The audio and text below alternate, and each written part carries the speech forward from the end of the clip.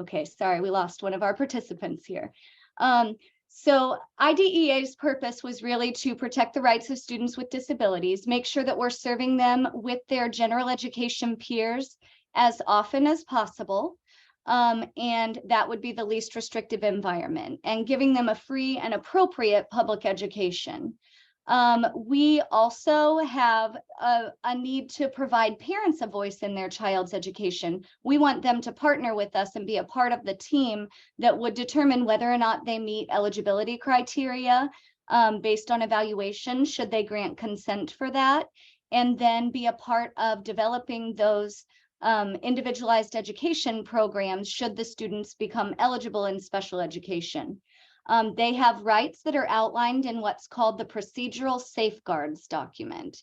And that is what really tells parents what steps they can take and what their rights are for themselves and their child. I've talked about eligibility a little bit. Not every student that has a learning issue or an attention issue or a behavior issue is necessarily a student with an identified disability under IDEA, but they would need to be found to have one of the 13 kinds of disabilities that the federal law would cover. But here in the state of Missouri, we actually have 16 eligibility categories that I will share. To be eligible, they must have a disability, and as a result of that, the data and the evaluation information would show that there's an adverse educational impact because of that disability, and they require special education or specially designed instruction in order to make progress at school. Specially designed instruction is really how we would adapt content, methodology, or the delivery of instruction that is specifically designed to meet unique needs of a student, which is why it's an individualized education program. And we may use some similar instructional resources and tools in our classrooms for special education settings and general education settings, but at the same time, we would individualize potentially the methodology or delivery using those similar tools. Another part of special education services is making sure that our students on IEPs have access to the general education curriculum so that they can meet all of those standards that apply. And we have prioritized standards in certain areas that we might focus on for students who have unique needs that wouldn't meet all standards yet. These are the areas of eligibility in Missouri. Each of these has a specific criteria that the Missouri State Plan outlines. It's not something that here in Lee Summit we decide what the criteria would be for eligibility. It is actually from the Missouri State Plan, and each state has their own state plan for special education. So Kansas, our neighbor, just not far away, they actually have a different set of eligibility criteria in their state, which is right next door. Each of these areas has criteria that needs to be met and would need to be determined by that evaluation team after assessment or gathering further information that they do in fact meet that criteria before moving forward with saying they qualify for special education. The main components, should they qualify, would be a snapshot. That present level is really a snapshot of who that student is, how they're currently performing. It talks about strengths, it talks about recent assessment information, so that it kind of outlines what we need to do to best support this student in making progress. That present level includes some data that will help to drive the annual education goals that we would set. We want those to be SMART goals: specific, measurable, achievable, realistic, and time-bound, because an IEP is annual. So every year we will review and revise that IEP according to the law, but can meet as a team sooner if there's a need to review and revise the IEP based on something that comes up or the data. Services are then outlined based on, these are the goals that we're trying to meet with that student, and then we outline what services they might need. how many minutes do we need to focus on specific educational areas to help them make progress on these goals that we've identified for them? In addition to special education services by that provider, we would also talk about related services, which I know Angie's going to talk about a little bit later, that may be needed to help the student to be able to access their school and their education in the best way possible. And it could be other supplemental aids or services that are needed to help that student make progress, as we outline each of those based on the goals and that present level of performance. In addition to that, an IEP team, including the parent, will consider accommodations and modifications that may be necessary for the student to be successful in different environments. It may be that they have certain accommodations in the general education classroom and other types of accommodations that exist when they're in more of a common area like the cafeteria or PE class. It just depends on that particular student's individual needs. The reason we want to consider those accommodations and modifications is really to look at how we can maximize that access to general education so that they can be educated with their non-disabled peers to the greatest extent possible. After looking at all of that, we would take a look at placement, meaning, and placement isn't like a location. In special education terms, placement means the amount of time they're served in special education environment versus a general education environment. So students can receive special education services in a general education setting, or they can receive special education services in a special education setting. Based on that, we look at the overall amount of time a student will spend receiving special education services in a special education environment, and that percent of time becomes their placement on the IEP. So again, we want to be the least restrictive and try to serve students more so in a general education population whenever possible. We also look at, do they need specific assessment accommodations? And then as students get to high school age, we start talking about transition and really focusing on what it is we need to help them to know and be able to do to prepare for what their plans are after high school. Okay, all right. The next slide for special education services and related services. Under that first bullet, it says that special education services are the direct services providing specialized instruction to the student. And just like Staci had said, specialized instruction can be in the special education setting or in the general education setting. So in the early childhood world, I am both the specialized instructor and the general education instructor. I'm certified in both. And so my classroom would be considered an early childhood special education blended setting. So I'm going to be working on social emotional goals or adaptive goals, cognitive goals in my classroom, while the child also has access to the general curriculum. In early childhood, we call it the MELS, the Missouri Early Learning Standards.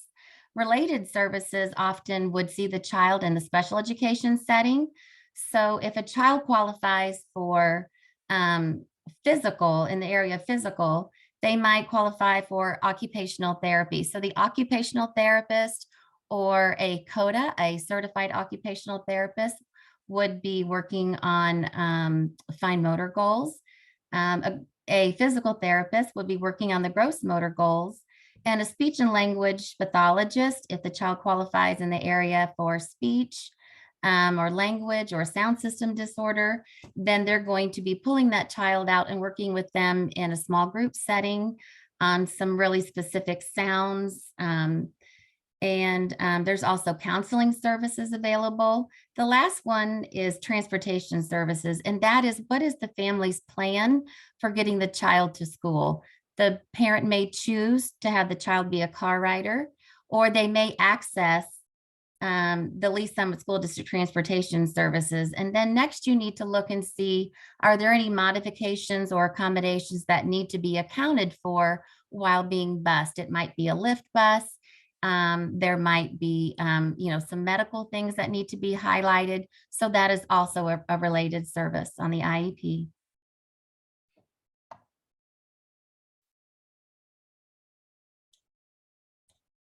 So I mentioned placement as not necessarily a location, and this focuses on K-12.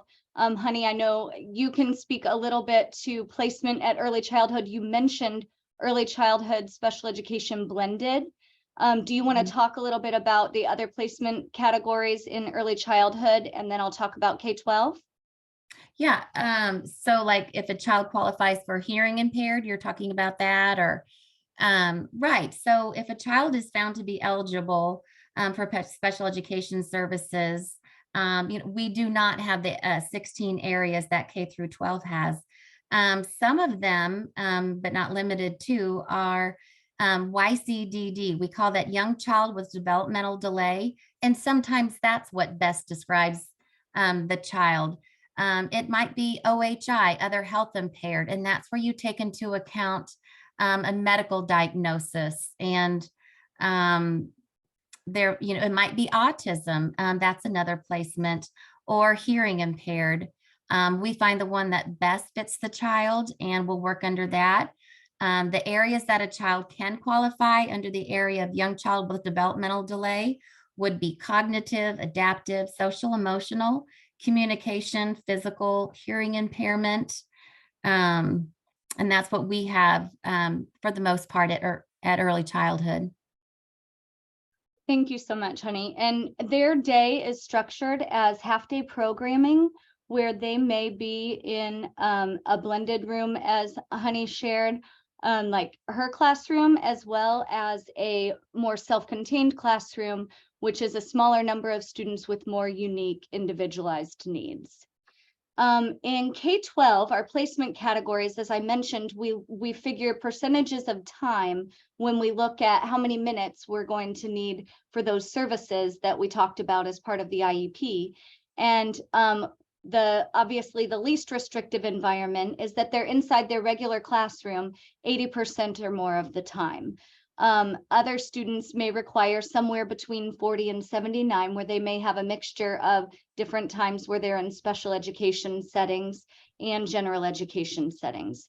It can go to inside the regular classroom less than 40% of the time, where they spend most of their time in a special program setting. And a public separate day facility is another placement on the continuum. Our Miller Park Center flight program and RISE program both serve as a public separate day school facility where we serve students here in districts that require more intensive services, and other school districts may use outside contract agencies to educate students, but we're able to do that here. There are also private separate day, public residential, private residential, and home hospital that sometimes students' needs are a little bit more significant. And I think Honey mentioned previously, she has also done some homebound services for students. Building level supports, this is just kind of a snapshot at all of our buildings. They have access to special education teachers, facilitators who help and can serve as LEAs and help with compliance things through our IEPs and whatnot. They all have access to BIS consultants, our interventionists. As I said, special education students are general education first, so all students have access to those BIS and interventionists. But also specific to special education, speech language pathologist, occupational therapist, physical therapist, educational therapist, and along with our occupational therapist, we have certified occupational therapy assistants within that department, and they are district-wide support, so they travel to different buildings to meet student needs. At the district level, we do have school psychologists and instructional evaluation specialists assigned by buildings. Our website does outline some contacts with the program coordinators mentioned here, and the autism behavior specialist, should you need to reach out to someone for your particular building. They can be supportive of that. We also have assistive technology and accessibility specialist Kelly Moore, who helps with ensuring that if students need help accessing materials, she can help with that, and that's for general education as well.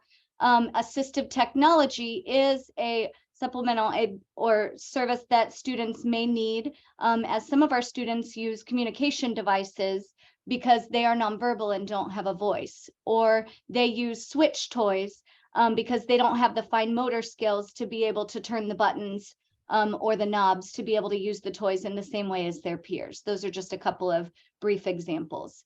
Our autism behavior specialists are also available district-wide, and those are available for general education as well.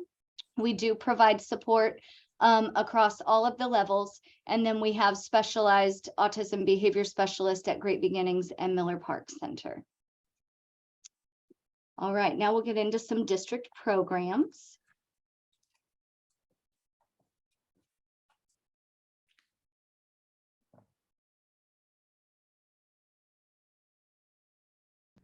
Sorry about that.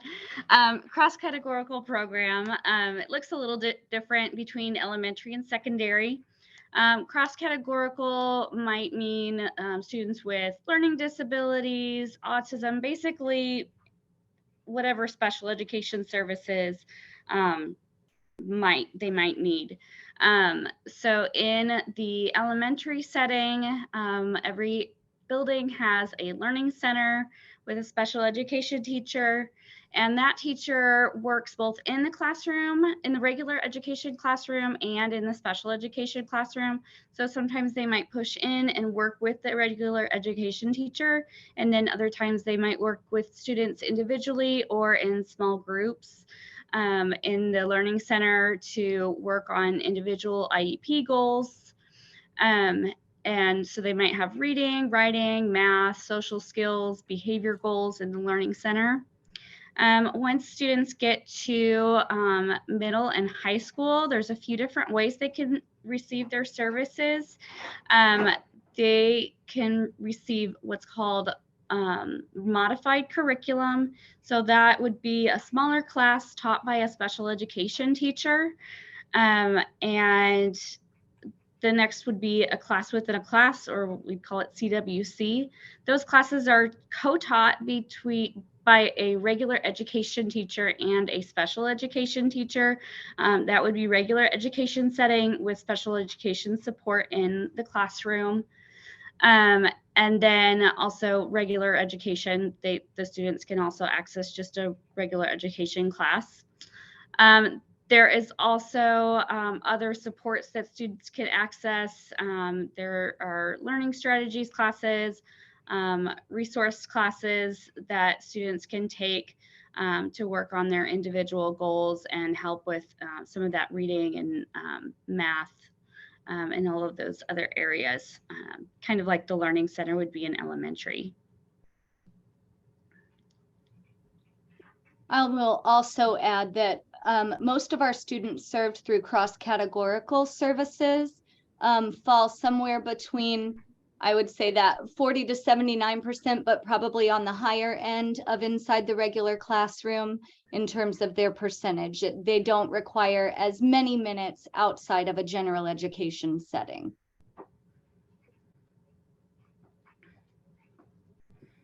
So for our life skills programs, we have certain buildings at our elementary level that have life skills programs, but in all of our secondary buildings, so every middle school has a life skills program and every high school has a life skills program. Kind of how our elementary programs are housed is kind of what zone you're going to go into. So like most of our Cedar Creek kiddos come to Pleasantly Middle School, and then they just kind of follow up into their high school. Just the life skills program is kind of, we're trying to get our kids to be successful and as independent as possible to go out into the community. We're working on academics, working on our daily living skills. And kind of in elementary, we're really working on our academics, and we're working on just how to take care of ourselves. And then as we kind of get into the secondary programming, we're kind of we're working more on our vocational skills, cooking, cleaning. How can we get ready to take on a job? What do we need? And then as we get into even the high school level, they're even doing more outings in our community. So maybe they'll get to go to a job site and experience that. And we just want to make sure that we have the adaptive skills. And it's a really fun program. I love teaching it. So, but our goal is really for them to be as independent and successful as possible. And we want to make sure that they're ready for when they graduate from our system.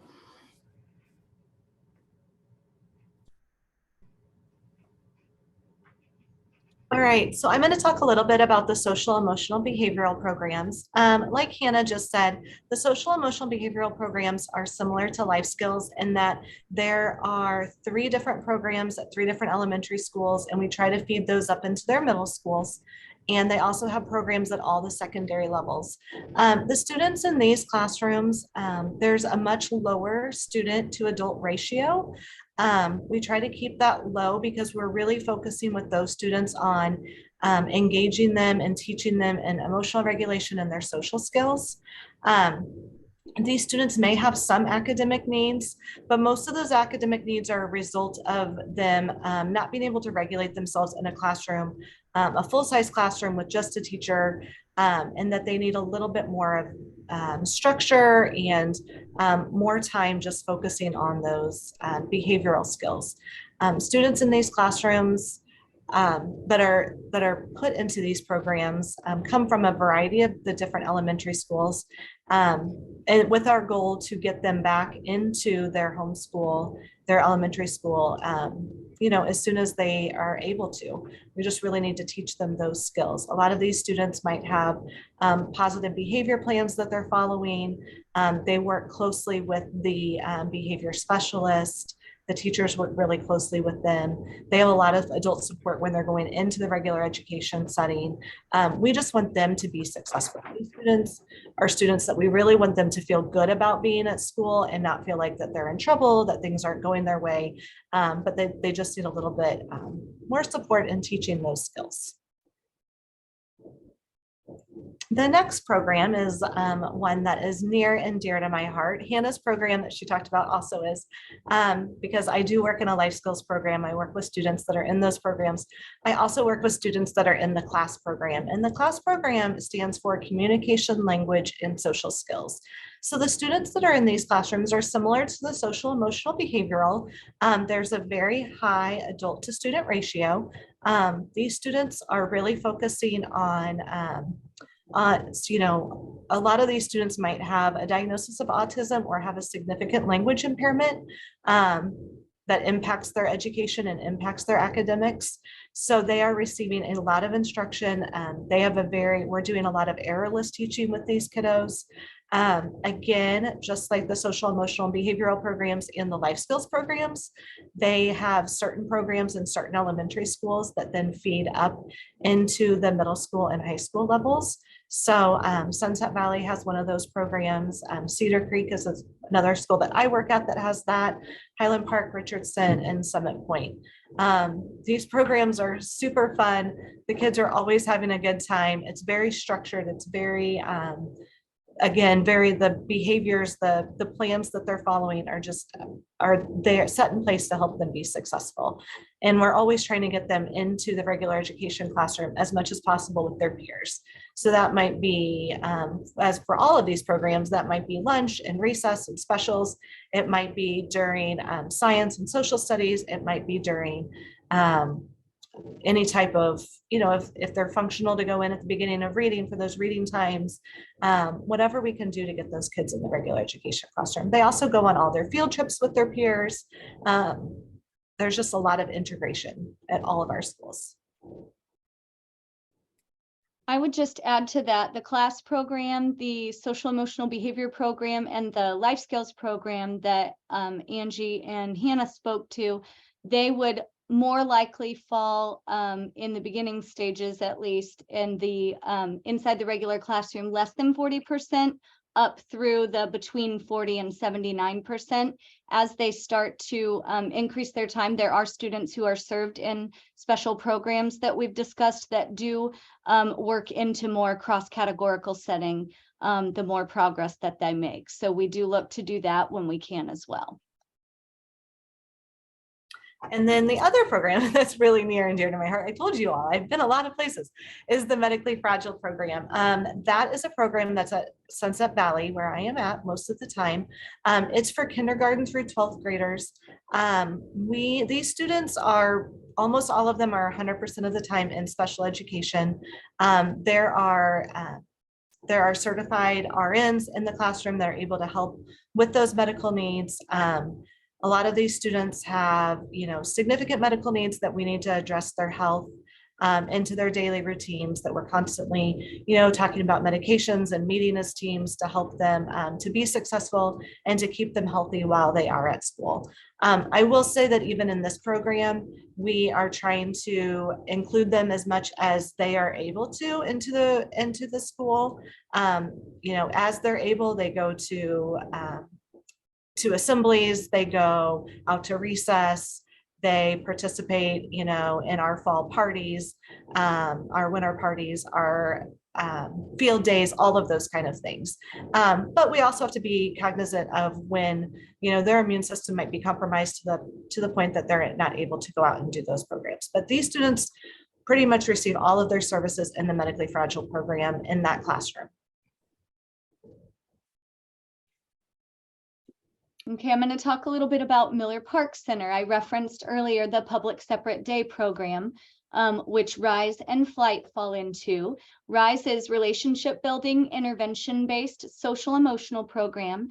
It does serve students K through 12, students who may not be successful in a traditional school setting in a social emotional behavior program and need more intensive supports might come to our RISE program. We also work to transition students back to their home school as they continue to build their skills and make progress.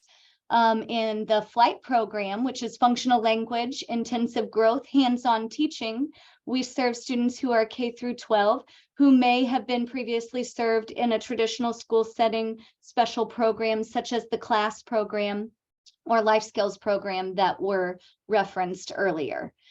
Those, as I mentioned, are the public separate day program. We also bring special class teachers to Miller Park Center, so they have access to art, music, and PE as well, even in that setting that is more 100% special education.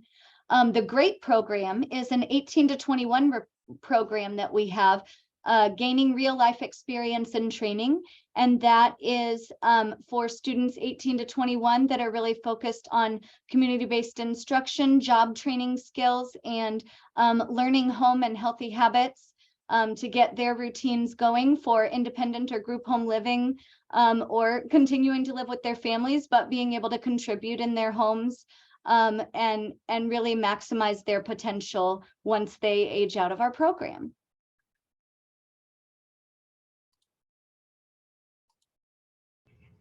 So next is the deaf and hard of hearing and vision impaired programs. Our deaf and hard of hearing program is a center-based program. Our students in preschool and elementary go to the Woodland Elementary. So they would go to, for example, Miss Honey's room for their classroom, and then receive instruction from a teacher for the deaf also during their day. Our students who are deaf and hard of hearing, they come from all over the district to one of our programs. If they're needing more significant language support and academic support. So for example, if they need more than about an hour a week of extra instruction from a teacher for the deaf, then they would go to one of our center-based programs. We also see students on an itinerant basis, so traveling out to their home school so that they can stay in their home building. One of the reasons why we have a center-based program is because often students who are deaf and hard of hearing are the only child in the school that has a hearing aid or a cochlear implant, and it's just really good for their social emotional development to be around other kids that are similar to them. So we have a really great program that allows that for those kids to access. So the Woodland Elementary kids, there are 2 teachers for the deaf that are on staff there. They're available there to work in the classroom with the students and also work one-on-one with them or in small groups. We're also able to troubleshoot their hearing aids, cochlear implants. Some of them might have an FM system, which gives them a little bit of an extra boost. So it's an extra microphone that the teacher wears. And also just being able to troubleshoot and give consult to the teachers on how to make their classrooms a better listening environment for the kids. And then we also have 2 interpreters on staff in the building as well to support students who use American Sign Language. So in the secondary setting, so the students would go from Woodland Elementary to East Trails Middle School. We just moved there this year from Summit Lakes Middle School, and then on to high school at Lee Summit West. At the secondary setting, students who receive the deaf and hard of hearing services, they are able to take a specific course called language enrichment. And in that class, I actually teach those classes. So things we work on are reading, writing, basically their academic goals, but then we're also working on things like, how do I take care of my hearing aid? What are my rights as a deaf or hard of hearing person? How do I access different accommodations that I might need? So, because they sometimes will have different things that other kids might not really need to access. So we work on communication repair, conversation skills. In high school, we start working more on that transition piece as well. So, and then they can also access the modified curriculum, class within a class, or just regular education. It really just depends on what the student needs. Some of the students we have work with the teacher for the deaf for a few years, and then they might not need those services anymore. And so then they're able to transition to a 504 plan where they just need accommodations in the regular classroom. So the teachers for the deaf are also available to consult with the regular education teachers on what types of accommodations are helpful for them. For vision services, we have one vision impaired specialist, and he travels to all of our school buildings, providing consult for students with visions that need vision supports. And this one is not as much, I don't know as much about this program, but it is a traveling teacher that is able to work with the teachers on what accommodations, mobility needs they have, orientation needs that they might need to get around the building and access their education. Okay, I will speak to the last slide. This is Honey Hayes, early childhood special education teacher, and I will be speaking about the 3 programs listed below. Once a child is found to qualify for special education services between the ages of 3 and 5, they can access their IEP. A child might be found to have just a sound system disorder, and that is where they might have articulation errors that are not at age expectations. And so that would be considered an itinerant program where the child might be brought in by the family once or twice a week and meet and work with a special a speech and language pathologist. If a child is found to qualify for a program, we have 13 blended classrooms. In each classroom, there's a teacher and a para. We also have floating paras, and we have behavior coaches. And we also have 7 low incidence classrooms. The low incidence classrooms are STARS. That stands for Structured Teaching to Acquire Readiness Skills. That is a lower adult to student ratio, and children might, you might find children with more communication needs qualifying for that program. We also have life skills classroom, and there might be communication or medical and just a different independence level in those classrooms. Those 20 classrooms can support up to 150 kids.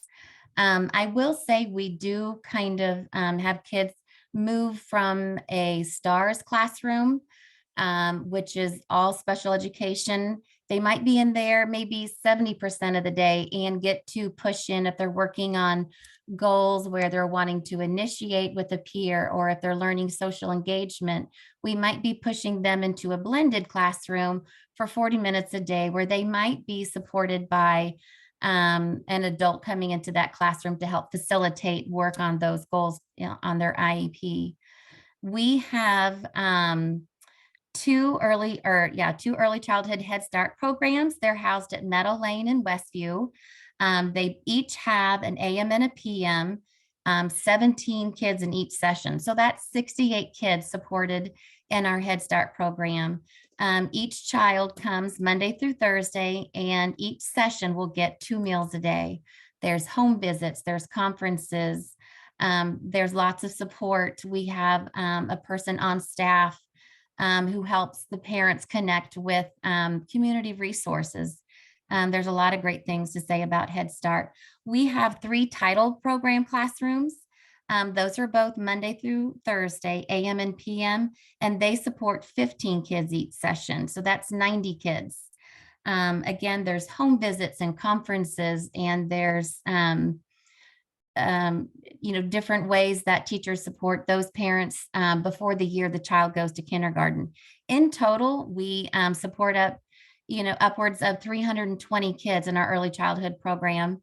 I have another program I'd like to talk about, and that's Parents as Teachers, and it serves as like one of our child find.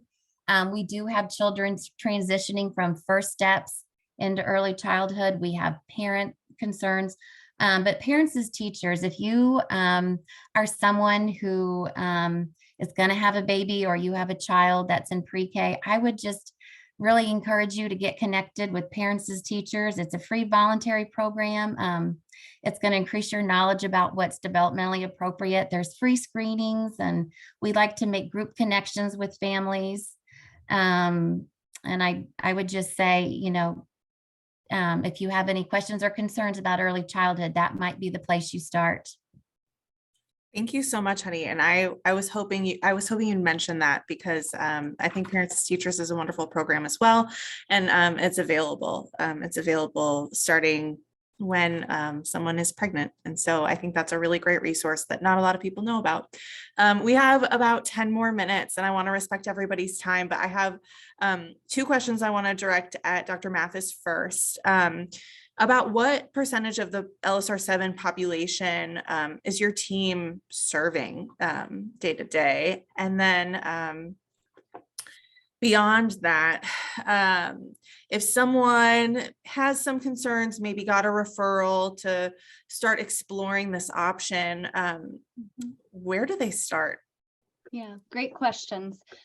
So first, in terms of population, we would look to be serving, like, the average would be no more than 11%. We serve about 9%, I think, at last count, of our population on IEPs. As we've kind of described, our department is vast. We couldn't do all of the things that we do to support kids without all of our amazing special education teachers, paraprofessionals, related service providers, administrators supporting that, and of course our families as partners with us in students' education. So even though it's a small population, it's a population that does have rights to be educated in the best way possible and to maximize their potential. So I appreciate you asking that question. If somebody does have reason to suspect a disability or has concerns and just has questions about what that might be, I would always say to start with the teacher at their school about how it's looking in the classroom. I know we just recently had parent-teacher conferences. And if there were concerns about whether or not the child was making progress, that's a time where sometimes those conversations can begin. They can also reach out to, if they have special education specific questions, there is an instructional evaluation specialist or a school psychologist assigned to every single building. So they could reach out to that particular individual if they had questions specific to special education that they wanted to know. Yeah, wonderful. I have one more question, and it's for all of you.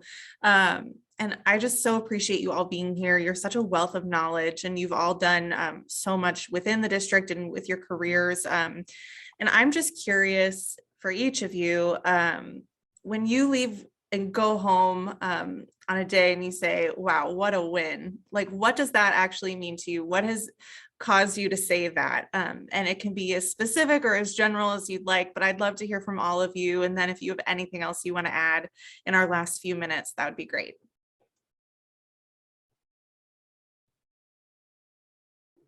I'll speak to my most recent win. I mean, I feel like as a speech language pathologist, I get lots of wins because I'm helping people communicate. I'm sure everyone feels that way about their job, but that's what I feel. I'm helping people communicate. I'm helping students communicate and to be able to talk to their parents and share how their days are and all of those things. And I had one little kiddo, he actually came from early childhood and such a great kid. And parents wanted to talk to me at parent teacher conferences. They had some concerns and we figured it out. The kiddo and I figured something out right before parent teacher conferences. And he was so excited and he went home and told his parents all about it. And they came the next day to conferences and they were like, we don't even have, like, they were excited because he was excited and he's able to communicate and he felt success. And that's what I love. I love when students feel success because then that makes me feel successful. So. That's great. Krystal, do you want to go next? Sure. I had one a couple weeks ago that really just brought tears to my eyes. I've had a student in early childhood that I've been working with since about middle of last school year. And we've been working on pretty simple things like keeping our hearing aids in, turning our head to sound, and then some just very basic communication. I was working with her teachers and the speech pathologist in the room, and we were kind of trying to find, okay, what's motivating to her? What language should we work on? What are some things that, might grab her interest a little bit more? And one thing that always kind of like stuck out is she just wanted to be held and cuddled. And if you just held her all day, she would be so happy.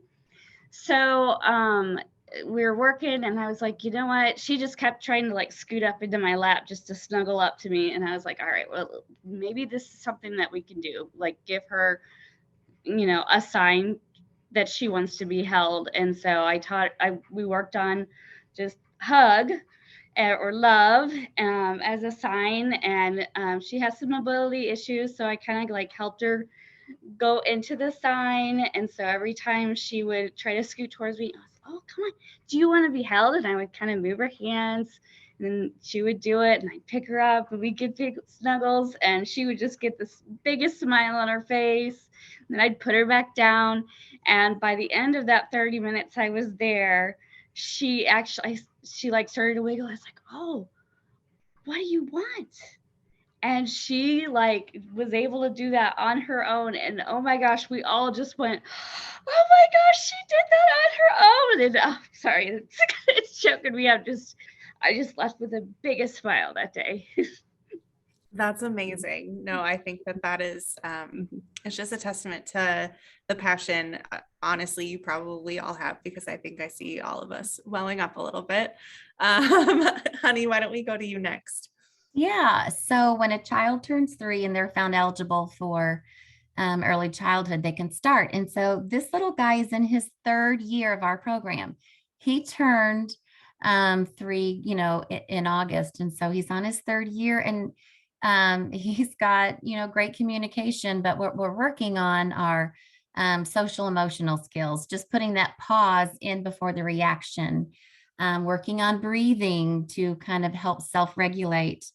And another goal that we worked on was identifying what was a big problem and what was a little problem.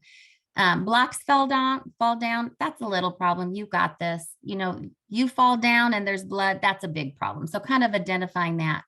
And he had really big reactions to little problems, but we're in our 3rd year. And the other day, I think you know, like a road had fallen down. He had worked hard on it. It really caught him off guard, and his whole body bristled, and he said, that made me mad. So he used his words to communicate, not his hands, and said, but that's a little problem.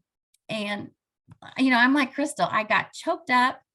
You know, I'm crying, we're all crying, like we're just celebrating. And, you know, sometimes it takes a really long time to see gains, but you don't stop. Like, this is our ministry, and that's why we teach. Yeah, absolutely. Hannah? So in the life skills program, we work a lot on cooking, cleaning, our daily living skills. And I love it when I go to IEP meetings and I tell the parents, like, we had a kid last year that like macaroni and cheese, like mom was like, I just want him to cook macaroni and cheese. And, you know, it seems so simple to us. And, you know, the microwave macaroni and cheese, put the water, put in the microwave.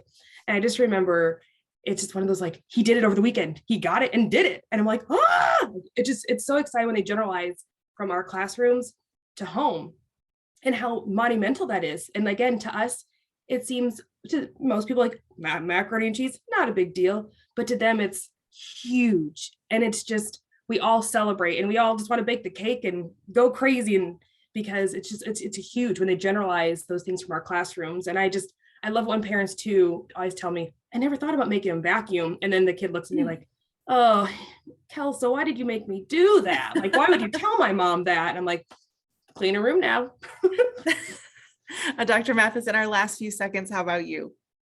I would just say this, stories like these, those make me smile when I get to hear the successes of our staff who work so hard to help students make progress. When I get nice comments from families about the great services and supports that they've received here in the district. There's a lot of compliance things I mentioned, some paperwork things in special education that I'm going to call the minutia of some of the work, but this is the type of work that's so important, is that each of us are here and all of our staff are here to make sure students make progress every day and continue to maximize their potential. So stories like this. Absolutely. Well, thank you so much for attending. Thank you for being here with us. Thank you to everybody who is on our panel who is passionate and, like I said, a wealth of knowledge about what they do. Have a good night, everybody.